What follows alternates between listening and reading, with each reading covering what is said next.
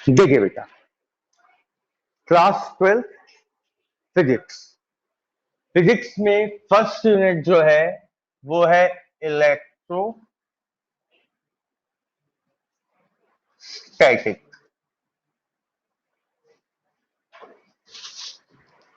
First unit name is electrostatic. Electro का मतलब होता है चार्ज,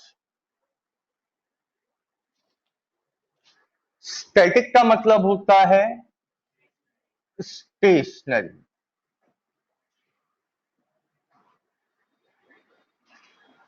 यानी कि इस पूरी यूनिट में हम किसके बारे में डिस्कस करेंगे? चार्ज, जो कि स्टेशनरी होगा। इतना क्लियर? अब हम बात करते हैं चार्ज की। चार्ज कितने टाइप का होता है? दो। There are two types of charges. कौन कौन से? Positive charge, second one is negative charge. ठीक, ज्यादा डिटेल में नहीं जा रहे अभी हम, जब प्रॉपर क्लास होगी तब इसमें भी और डिटेल आएगा। फिलहाल इतना काफी है कि there are two type of charges, positive charge and negative charge. ठीक, जहां भी चार्ज की बात आएगी वहां एक फिजिकल क्वांटिटी की बात आएगी, इलेक्ट्रिक पोटेंशियल, जिसे हम आम बोलचाल की भाषा में कहते हैं वोल्टेज। ध्यान से सुनिएगा, मोबाइल की बैटरी जब डिस्चार्ज होती है तो क्या उस पर कोई वोल्टेज होता है?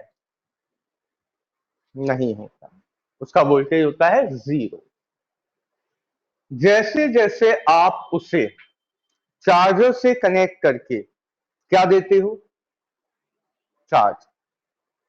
पोटेंशियल डिफरेंस स्टैब्लिश करके आप क्या देते हो? चार्ज। जैसे जैसे उस पर चार्ज स्टोर होता जाएगा वैसे वैसे उस पर क्या आता जाएगा? वोल्ट। कभी देखी है आपने मोबाइल की बैटरी कितने वोल्ट की होती है? 5 से और ऊपर होती है, 12 वोल्ट। मोबाइल की बैटरी कितने वोल्ट की होती है? तो कब तक वो बैटरी चार्ज को एक्सेप्ट करती रहेगी? जब तक उस पर वोल्टेज 12 वोल्ट ना हो। ठीक, तो यहां से एक बात बहुत क्लियर है कि जिस बॉडी पर चार्ज स्टोर होगा उस पे क्या आ जाएगा? वोल्ट। ठीक है, अब हम यहां बात कर रहे हैं चार्ज स्टोर। बहुत ध्यान से सुनिएगा, आज तक आपने दो टाइप की बॉडी सुनी होंगी चार्ज के मामले में। जितने भी सॉलिड्स हैं उनकी दो कैटेगरी हैं, एक है कंडक्टर, दूसरी नॉन कंडक्टर या इंसुलेटर। मुझे यह बताइए, जब हम इसे सप्लाई से कनेक्ट करके स्विच ऑन करेंगे तो क्या ये चार्ज होगा? क्या ये चार्ज को एक्सेप्ट करेगा? तो आंसर है yes, because it is conductor, ये चार्ज को एक्सेप्ट करेगा। अब आते हैं इंसुलेटर पे। इंसुलेटर जैसे एक आध एग्जांपल, प्लास्टिक हो गया, वुड हो गया, हमने इसे सप्लाई से कनेक्ट किया और स्विच ऑन किया, क्या ये चार्ज को एक्सेप्ट करेगा? तो आप सब लोग कह रहे हैं नो। बट आंसर है यस, ये भी चार्ज को एक्सेप्ट करेगा। तो इसमें और इसमें फर्क क्या हुआ?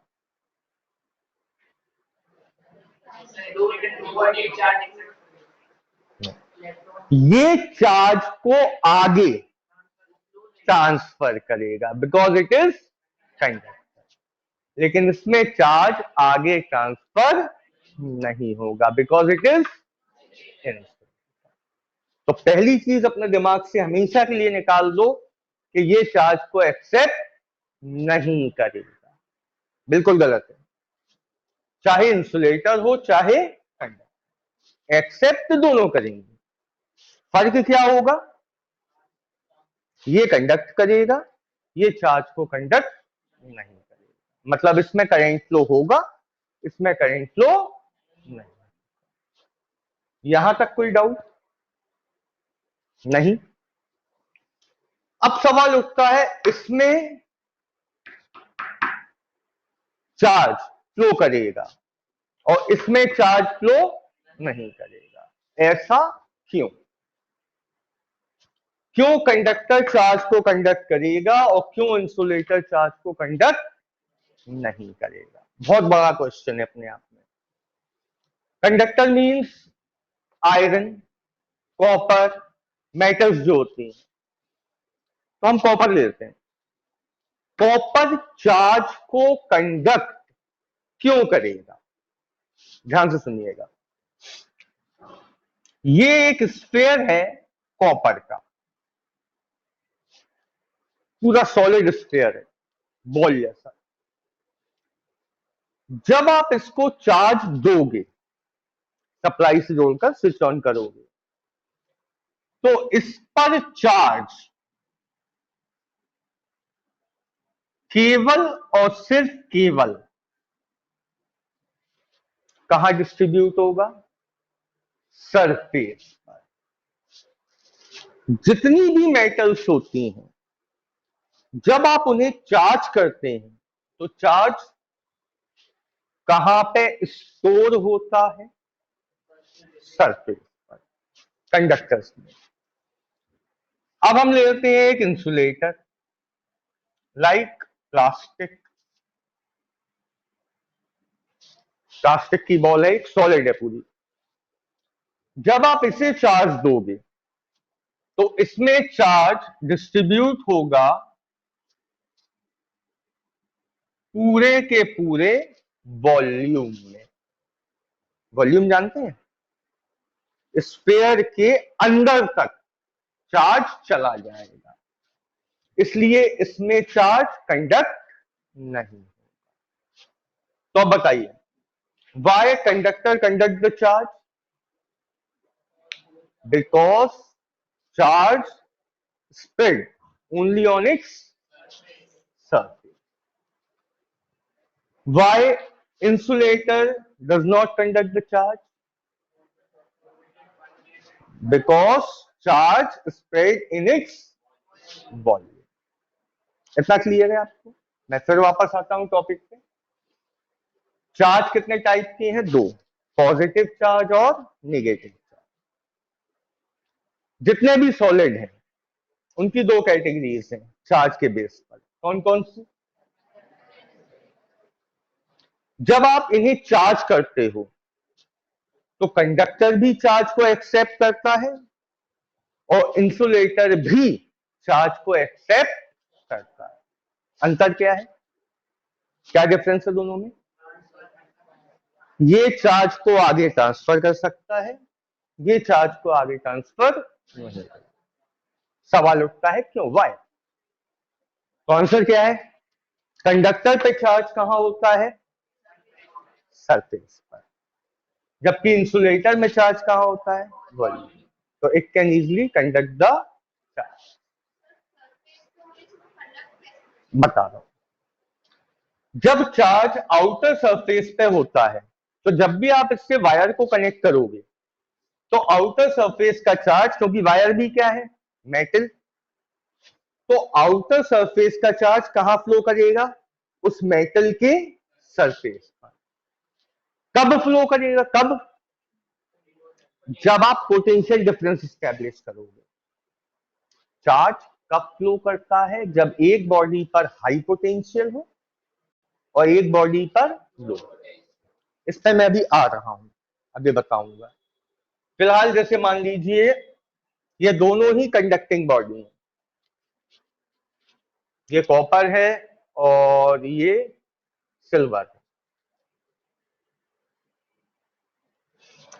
अब इस पे भी चार्ज है सरफेस पर और इस पे भी चार्ज है सरफेस पर। मान के चलिए इस पे हाई वोल्टेज है और इस पे लो वोल्टेज है। जब आप इसे वायर से कनेक्ट करोगे तो वायर भी क्या है? कंडक्टर है, मेटल का बना हुआ है। तो इसके सरफेस पे जो चार्ज है वो इस वायर के सरफेस से फ्लो होके कहां आ जाएगा? Higher potential to lower. सोच के देखो, अगर हम एक प्लास्टिक का वायर यहां लगा दें जिसमें मेटल हो ही ना, तो क्या चार्ज कंडक्ट हो पाएगा? क्योंकि चार्ज की क्या प्रॉपर्टी है? मेटल के सरफेस पर। क्यों मेटल के सरफेस पे होता है, इसके लिए थोड़ा सा और डीप जाना होगा, अभी वो उचित नहीं होगा। जब चैप्टर शुरू होगा तब बताया जाएगा। उसका रीजन होता है इलेक्ट्रिक फील्ड। फिलहाल इतना क्लियर है मोटे मोटे तौर पे कि कंडक्टर के कहां होता है चार्ज? सरफेस। और इंसुलेटर के वॉल्यूम। इसलिए आपने देखा होगा कि जितने भी वायर्स होते हैं उन पे प्लास्टिक ऊपर से लगाया जाता है। ऐसे ही क्यों नहीं छोड़ देते? क्योंकि चार्ज कहां फ्लो हो रहा है? सरफेस। अगर आप उसे टच करोगे तो क्या होगा? वही चार्ज फ्लो आपके फिंगर्स पे भी होगा, तो आपको करंट लगेगा। कभी आपने देखा है दरवाजे की कुंडी खोलो तो कभी कभी झटका सा लगता है? किसी भी मेटल को टच करते हैं तो हमें झटका सा लगता है कभी कभी। मेटल पे ही क्यों लगता, वुड पे क्यों नहीं लगता? क्योंकि मेटल में चार्ज कहां पे है? सरफेस। आप जैसे ही उसे टच करोगे तो उसका क्या होगा? फ्लो। तो वो आपको क्या महसूस कराएगा? करंट। क्लियर? वुड में कभी ऐसा नहीं होगा, प्लास्टिक में कभी ऐसा नहीं होगा। क्लियर इतनी बात? चलो फिलहाल वापस आ जाती हैं। There are two types of solid, conductor, insulator. Conductor can transfer the charge, it can not transfer the charge. अब यहां एक पॉइंट और, मैं किसकी बात कर रहा था? जो हमारा आज का मेन टॉपिक है। जब आप किसी भी बॉडी को चार्ज सप्लाई करोगी, जैसे कि मोबाइल की बैटरी, तो उस पर क्या डेवलप होगा? वोल्टेज। इस वोल्टेज का फॉर्मूला होता है V equal 1/4 pi epsilon not. ये एक ग्रीक सिंबल है जिसे क्या कहा जाता है? Epsilon not. इसकी वैल्यू होती है 8.85 इंटू 10⁻⁻12। ठीक? तो जब भी किसी बॉडी पर चार्ज आएगा तो उस पर क्या डेवलप होगा? वोल्टेज, जिसका फॉर्मूला है 1/4 pi epsilon naught Q by R। Q क्या है? चार्ज। R क्या है? डिस्टेंस। ठीक। 4 क्या है? नंबर। पाई 22/7 या 3.14। Epsilon not 8.85 into 10⁻⁻12। जब ये सारी वैल्यूज यहां रखोगे तो आपको V मिलेगा 9 into 10⁻⁹ Q by R।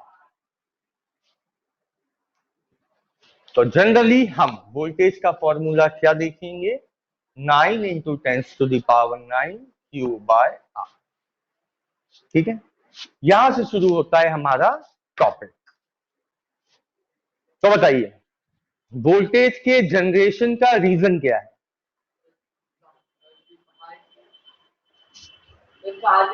Charge. अगर आप किसी बॉडी को चार्ज सप्लाई करोगे तो उस पर 100% वोल्टेज डेवलप होगा। कितना वोल्टेज डेवलप होगा? उसका मैग्नीट्यूड क्या होगा? 9 इंटू 10⁻⁹ Q/R। ओके, इस पे क्वेश्चन कैसा आता है वो सुनिए। न्यूमेरिकल से शुरू करूंगा और कॉन्सेप्चुअल पे जाऊंगा। पहले बिल्कुल सिंपल था न्यूमेरिकल। इस स्फीयर पर चार्ज है 20 माइक्रो कूलम और इस स्फीयर की रेडियस है 1 मीटर। तो इस स्फीयर के सरफेस पर वोल्टेज कैलकुलेट कीजिए। कैसे करेंगे? क्यू की जगह, क्योंकि यहां माइक्रो लगा है तो मल्टीप्लाई बाय 10⁻⁻⁶, ठीक है, अपॉन में आर मतलब सेंटर से डिस्टेंस कितनी है, आंसर आ जाएगा। तो शुरू कीजिए। सबसे पहले नोट कीजिए फॉर्मूला, हेडिंग लिख लीजिए electric potential.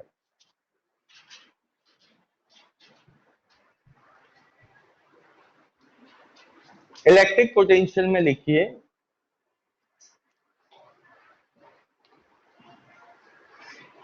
Electric potential develop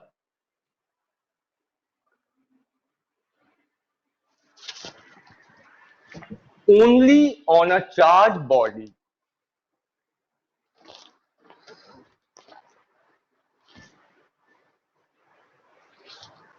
Electric potential develop only on a charged body.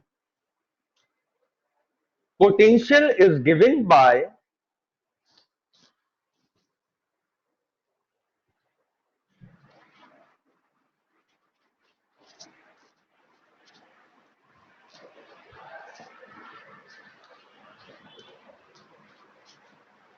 ये रहे दोनों फॉर्मूले।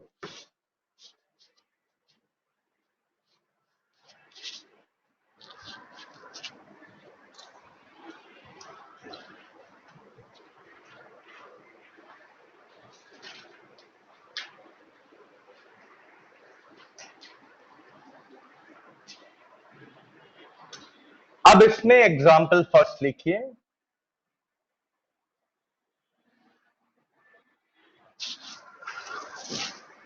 On a sphere of radius 1 meter,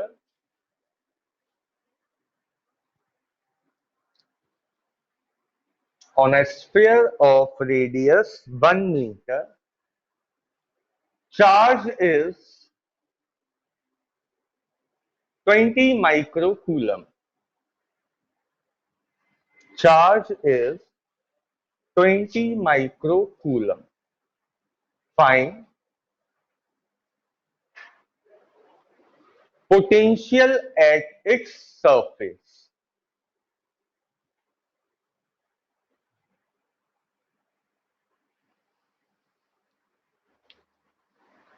Find potential at its surface.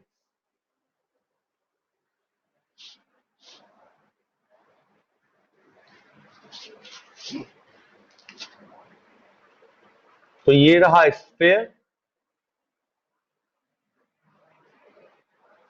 Centre से ये है इसकी रेडियस 1 मीटर और इस पे चार्ज का मैग्नीट्यूड है 20 माइक्रो कूलम। वी निकाल लीजिए जल्दी से, कितने वोल्ट आएगा?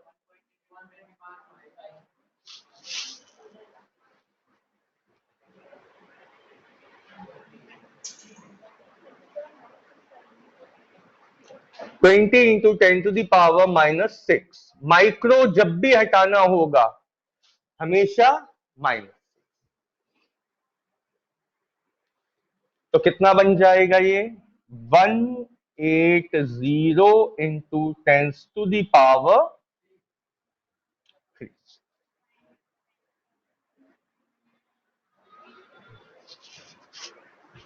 ठीक है, बिल्कुल सिंपल क्वेश्चन था। अब इसी का सेकंड पार्ट लिखिए, find potential at a distance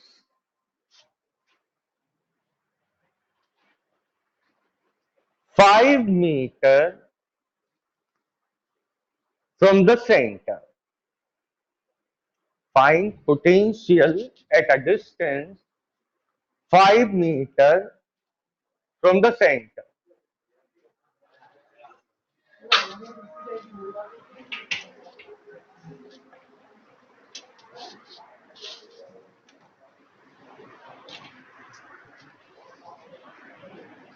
अब बताइए डिस्टेंस में चेंज हुआ है केवल, जरा यहां देखिए।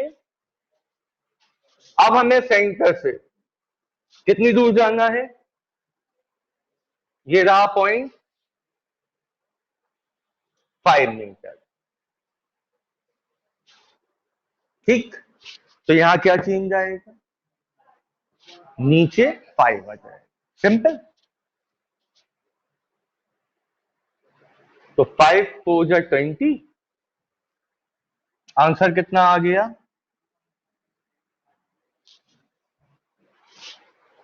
Okay.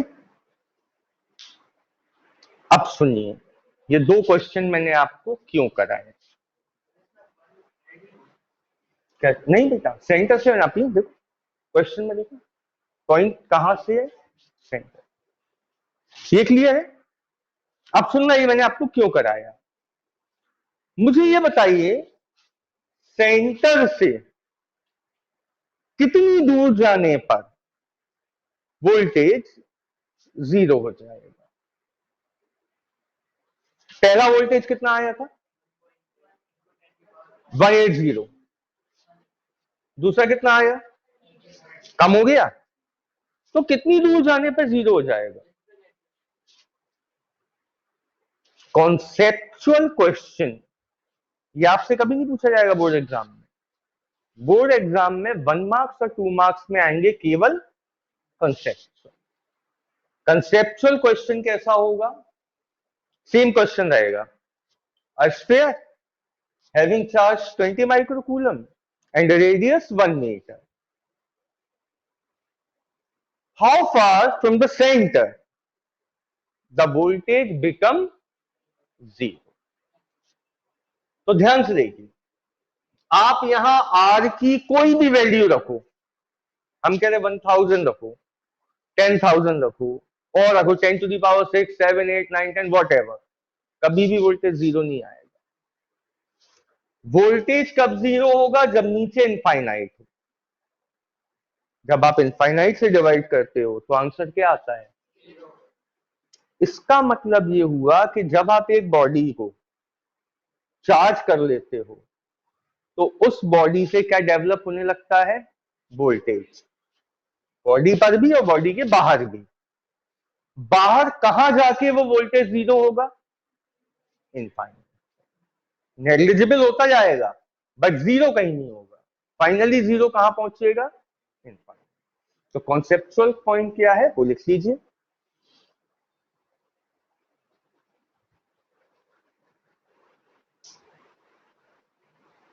At a distance of infinite from the charge,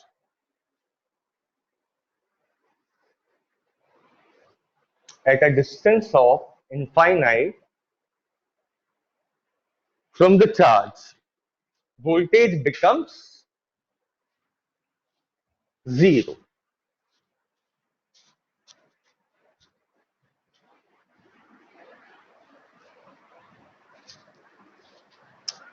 तो ये तो थी सिंगल चार्ज बॉडी। अब इसी में एक स्टेप आगे चलते हैं, देखिएगा। अगर मैं एक छोटा सा पॉइंट बना दूं तो इसे कहते हैं पॉइंट चार्ज। पॉइंट चार्ज मतलब जिसकी कोई डायमेंशन ना हो, लेंथ ब्रेथ हाइट ना हो। ये एक पॉइंट चार्ज है 4 माइक्रोकूलम का।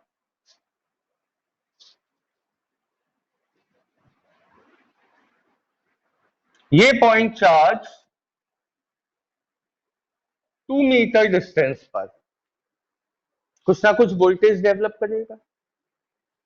9 into 10⁻⁹, 4 into 10⁻⁻6 by voltage develop होगा।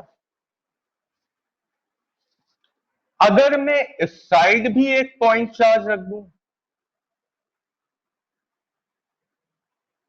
तो अब ये आइसोलेटेड चार्ज ना हो के, अकेला हो तो उसे कहते हैं आइसोलेटेड। आप सबको मालूम होगा आइसोलेशन का मतलब है।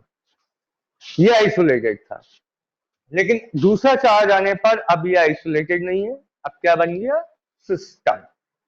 मोर देन वन मतलब सिस्टम।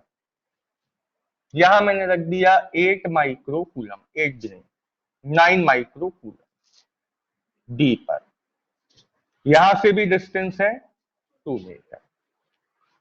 अब मुझे ये बताइए, ये सी पर कितना वोल्टेज डेवलप करेगा? करेगा, डेवलप तो करेगा। 9 into 10⁻⁹ Q 9 into 10⁻⁻6 upon R होगा। तो मेरा क्वेश्चन है कि what is the net potential at point C in the given system? तो एक पोटेंशियल कौन डेवलप करेगा? ए। दूसरा पोटेंशियल कौन डेवलप करेगा? बी।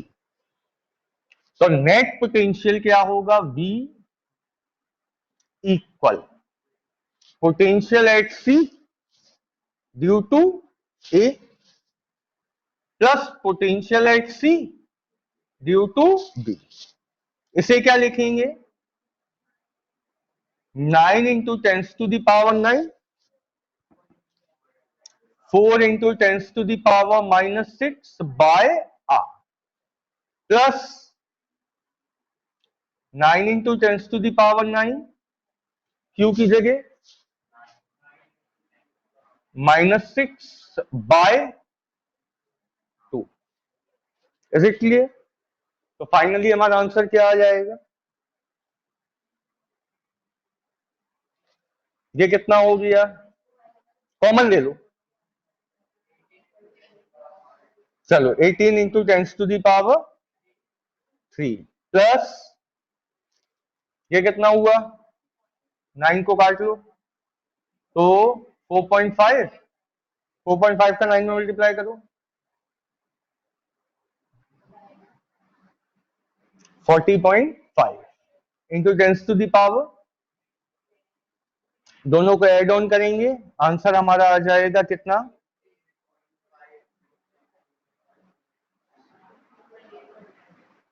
सिंपल है, बस आपको कंसेप्ट मालूम होना चाहिए कि अगर बॉडी पर चार्ज है तो वो क्या डेवलप करेगी? वोल्टेज। अगर एक से ज्यादा चार्जेस हैं, जितने चार्जेस होंगे उतना वोल्टेज आते जाएंगे। सबको उठा के हमें क्या करना है? ऐड क्यों करना है वो भी सुन लो। वोल्टेज स्केलर क्वांटिटी होती है और स्केलर क्वांटिटीज में आपको एंगल्स की जरूरत नहीं होती, सीधे सीधे ऐड करना होता है। तो फाइनली ये ऐड होके आंसर आएगा। कोई डाउट नहीं?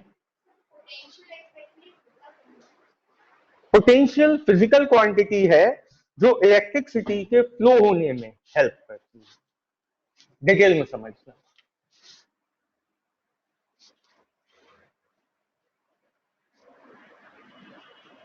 सर उसे भी नोट कर लीजिएगा। ये हमारे पास एक मेटल का पीस है, सिंपल। इस मेटल के पीस में ये है इलेक्ट्रॉन,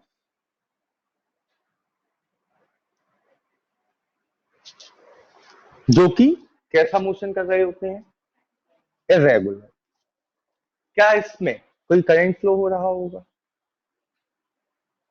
क्या इस मेटल पीस में कोई करंट फ्लो हो रहा होगा? नहीं। क्यों? एक्चुअल में तो करंट फ्लो होना चाहिए, बिकॉज आई इक्वल क्या होता है, Q by T, rate of flow of charge is called current. Electron पे चार्ज होता है, फ्लो हो रहा है, तो करंट होना चाहिए। करंट क्यों नहीं फ्लो हो रहा, क्योंकि इनका मोशन कैसा है, इर्रेगुलर। अब देखिए वोल्टेज का क्या काम है। आपने यहां एक सेल कनेक्ट किया, ठीक, इस सेल पर यहां पॉजिटिव एंड है और यहां नेगेटिव एंड। सेल का काम होता है एनर्जी सप्लाई करना। एक्चुअल में सेल क्या है, एनर्जी सप्लायर। ईएमएफ नाम सुना है, इलेक्ट्रोमोटिव फोर्स। जब भी आप किसी चीज को सेल से कनेक्ट करते हो तो वो इलेक्ट्रॉन्स को क्या प्रोवाइड कराता है, इलेक्ट्रोमोटिव फोर्स। क्या होता है ये, जो एंड पॉजिटिव पर होगा वहां वोल्टेज कैसा आ जाएगा, हाई वोल्टेज, और जो एंड नेगेटिव पर होगा वहां वोल्टेज कैसा आएगा, लो वोल्टेज। ठीक, जैसे ही ये पोटेंशियल डिफरेंस स्टैब्लिश हुआ, voltage difference means potential difference, इन सारे इलेक्ट्रॉन्स का मोशन कहां हो जाएगा, lower potential to higher potential.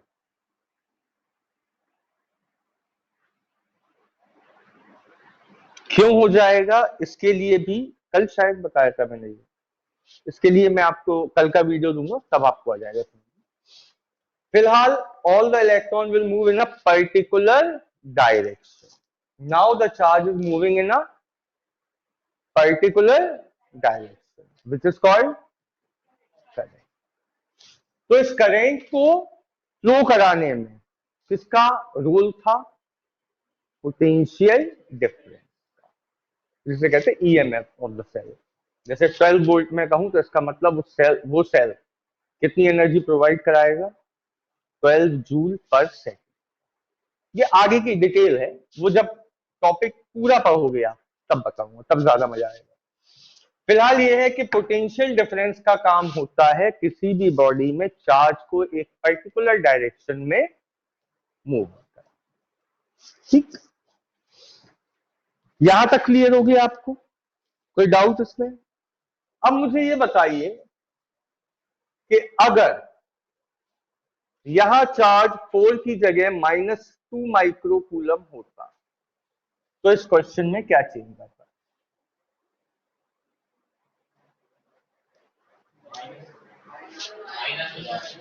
सबसे पहले तो क्या यहां कोई चेंज आता, नो। यहां क्या होता, इस 9 into tens to the power -6 की जगह क्या लिखते हैं हम, तो फाइनली प्लस माइनस 2 से ये 2 कैंसिल हो जाता, ये कितना आता, 9 into tens to the power, minus करने पर आपका आंसर हो जाएगा। ये बात समझ में आई कि अगर चार्ज पॉजिटिव है तो वोल्टेज हायर डेवलप होगा, और अगर चार्ज नेगेटिव है तो वोल्टेज लोअर डेवलप होगा। इसको नोट कर लीजिए। क्वेश्चन सेम है, find potential at point C in the given system.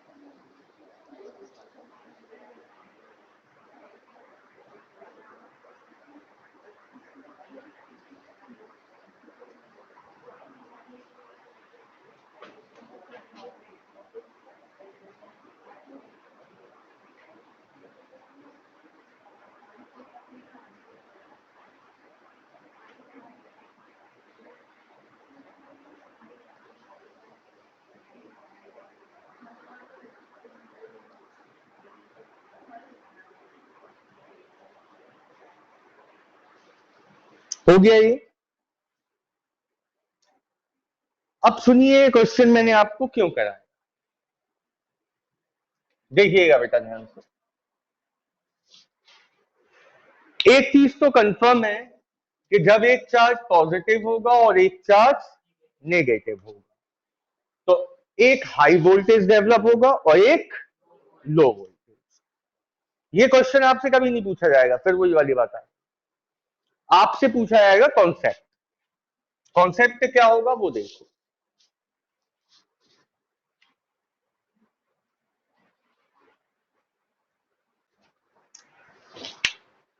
ए और बी टोटल डिस्टेंस कितनी है, 4। क्वेश्चन पूछा जाएगा कि eight what point on this line of joining voltage will be 0। इस पूरी लाइन ऑफ ज्वाइनिंग पर वो पॉइंट कहां है जहां वोल्टेज 0। एक बात तो कंफर्म है, इस लाइन पे एक पॉइंट ऐसा जरूर होगा जहां वोल्टेज, क्यों नहीं, इनफाइनाइट वाला कॉन्सेप्ट बेटा तब होता है जब इंडिविजुअल एक चार्ज, उससे कितनी दूर जाना होता है, इनफाइनाइट। अब क्या है, सिस्टम एक हाई वोल्टेज डेवलप कर रहा और एक लो वोल्टेज। अगर हम इस डिस्टेंस को कम ज्यादा करें तो प्लस वाला वोल्टेज और माइनस वाला वोल्टेज एक जगह पर आके क्या हो जाएगा, इक्वल। जब इक्वल होंगे तो एड ऑन करने पर क्या आ जाएगा, हमें वो पॉइंट बताना है जहां पर वोल्टेज 0। कैसे करेंगे, किसकी जगह बेटा,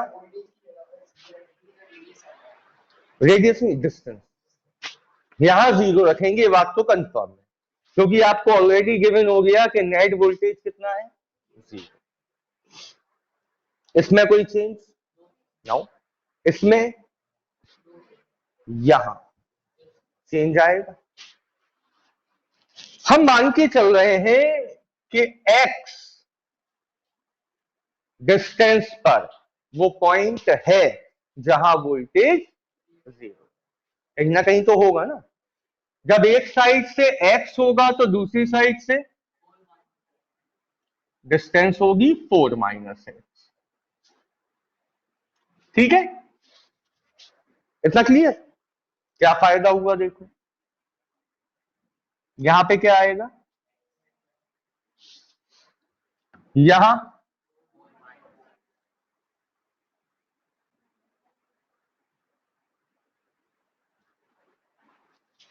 ठीक है, प्लस माइनस फिर माइनस होना है, पूरा ही इरेज कर देता हूं। अब फटाफट बताइएगा x कैसे निकलेगा, कौन पोर्शन,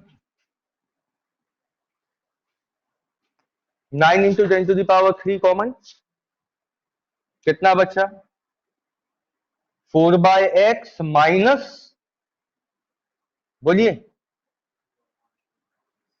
2/, यही आएगा। यहां क्या चल रहा है, इसको नीचे लाओगे 0 हो जाएगा। अब फटाफट सॉल्व कर लीजिए, 0 equal 4/x minus 2/4 minus x. इसको सॉल्व करके x निकाल लीजिए।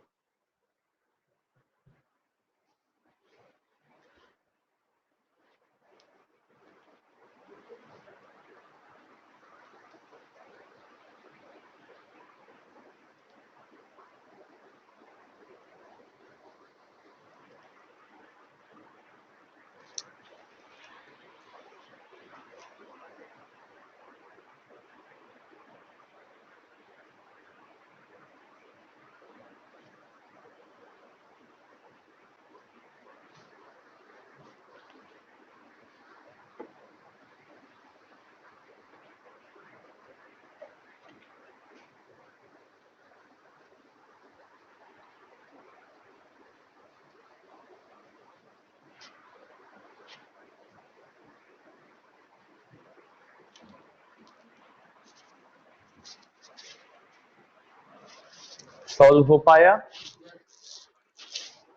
बहुत सिंपल कैलकुलेशन है बेटा। 4 by x will equal 2 by 4 minus x.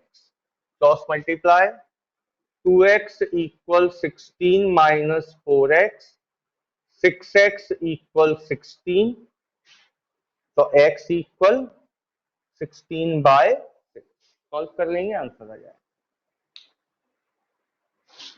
Concept आपको क्लियर हुआ या नहीं कि इस लाइन ऑफ ज्वाइनिंग पर एक पॉइंट ऐसा जरूर होगा जहां नेट पोटेंशियल, वो आपको ढूंढना है।